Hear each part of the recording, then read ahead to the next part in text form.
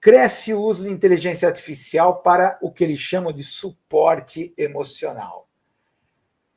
Aquele argumento que a gente fala do quanto a inteligência artificial está batendo no colarinho branco.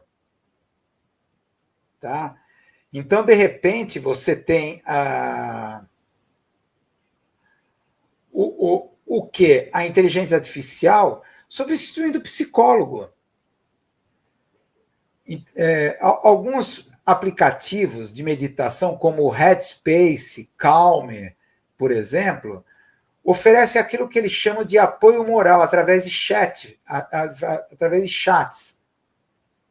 Conversas personalizadas, práticas de relaxamento. São ferramentas de realidade virtual usadas para terapias de fobia, ansiedade, aquela coisa toda. Tá? Chatbots para conversa.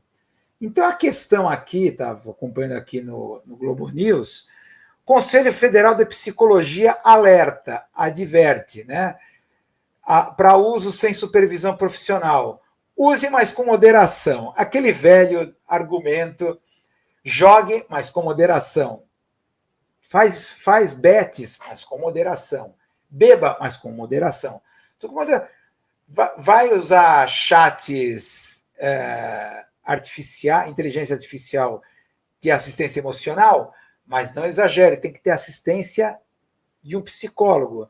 Imagina que as pessoas vão pensar isso, vão se viciar nesse tipo de coisa.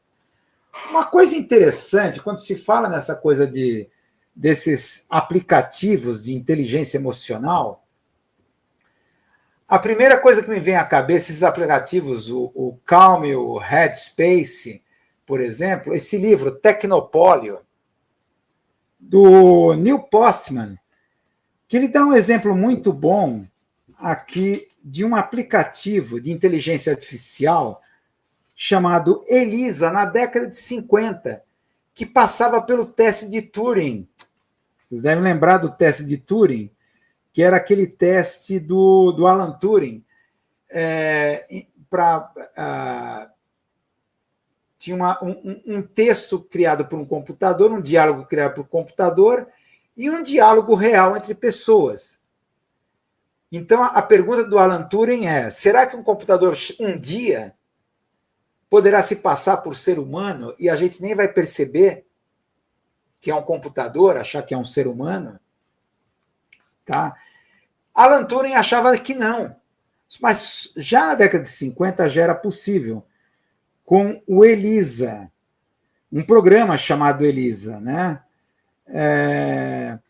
Que demonstrou, segundo aqui o Neil Postman, esse crítico cultural, jornalista norte-americano, que era muito fácil passar pelo teste de Turing. Então, quando lhe fazia uma pergunta que contivesse um substantivo próprio, o programa Elisa podia responder com: por que você está interessado em? Ele respondia com uma outra pergunta. Então, você fazia uma pergunta que contivesse o substantivo, por exemplo, praia. Então, a primeira pergunta: por que você está interessado em praia? Seguido do nome próprio e do sinal de interrogação. Ou seja, conseguia inverter declarações e pedir mais informações sobre um dos substantivos da frase. Desse modo, Elisa agia de modo bastante parecido com o psicólogo rogeriano, Carl Roger, né? Psicólogo rogeriano, ou pelo menos com um terapeuta amigável e barato. Isso na década de 50. Tá? Um aplicativo de inteligência artificial chamado Elisa. Não há nada de novo sob o sol. Como falam lá os críticos de Cannes, tudo muda para continuar na mesma. Tá? Então, as pessoas... aplicativo de apoio emocional. Então, é aquela coisa que se chama escuta ativa. Já ouvi falar? Aquela que de escuta ativa, até é uma técnica usada quando você está conversando com uma pessoa que você não quer dar a mínima atenção, realmente você responde com uma pergunta que tem a ver com a última palavra que você ouviu. Então parece que você está prestando atenção. Então você acaba mantendo, paradoxalmente, uma conversa da qual você não tem o menor interesse. Chama isso escutativa, no sentido pejorativo. Você pode manter uma conversação assim, dá a impressão que está prestando atenção, mas não está prestando atenção. Só presta atenção na última palavra, ou nas últimas palavras que você fala, para você formular uma pergunta em cima. Técnica sobejamente conhecida entre professores e tudo mais. Que esses aplicativos fazem a mesma coisa. É bizarro. Isso é o travessismo digital. A gente já falou de um estudioso que já cunhou esse termo, que para mim é ótimo, é travessismo digital.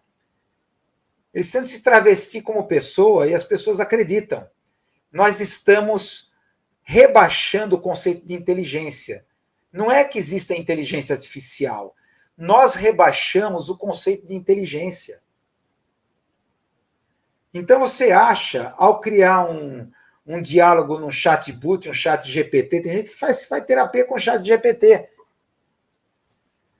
Você acha que está conversando com uma pessoa real. Isso é bizarro. Essa sociedade está doente por acreditar que isso é inteligência. Isso é um diálogo inteligente. Já denunciado aí por esse aplicativo Elisa na década de 50, como Neil Postman descreve muito bem. É algoritmo. O algoritmo trabalha com probabilidade estatística. Então, você fala alguma coisa, ele estatisticamente ele vai ver a probabilidade de você estar querendo dizer determinada coisa e não outra. Tá? E dado ao nível de estereotipagem das pessoas e nas nossas conversas, 99% do tempo ele acerta no que você está querendo dizer. Tá? Então, há algo muito errado com as pessoas nesse século. Algo muito errado está acontecendo. Tá? Terceiro e último comentário.